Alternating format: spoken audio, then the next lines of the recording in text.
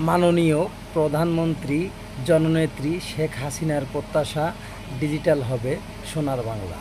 আসসালামু আলাইকুম দর্শক, আমি এই মুহূর্তে আছি চট্টগ্রামের ৩৮ নং ওয়ার্ড বন্দর থানার আওতাধীন ৩৮ নং ওয়ার্ড।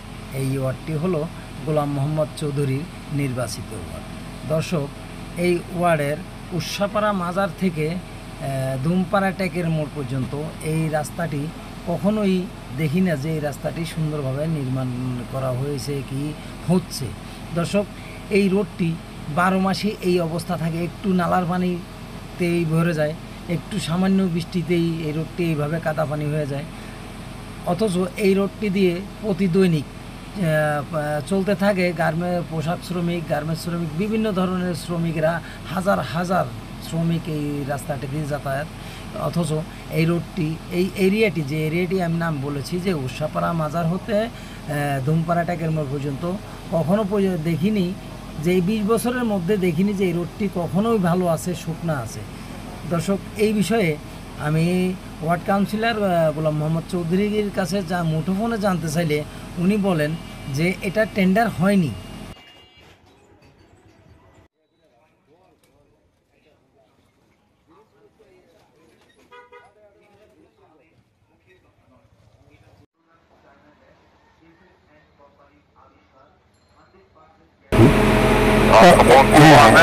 ঠিক আছে, তাহলে আমি কালকে আবার আমার প্রতিনিধি ওখানে পাঠাচ্ছি।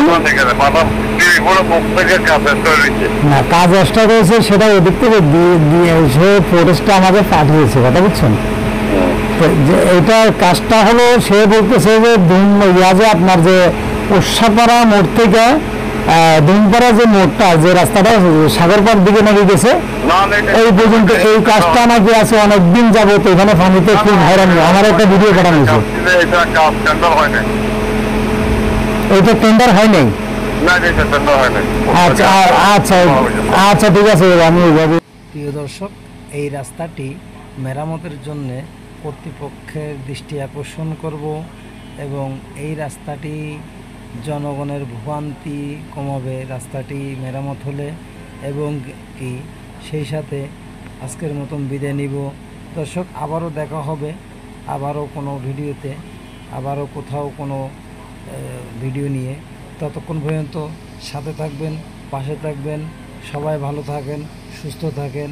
আজকের মতন বিদায় নিচ্ছি। আসসালামু আলাইকুম।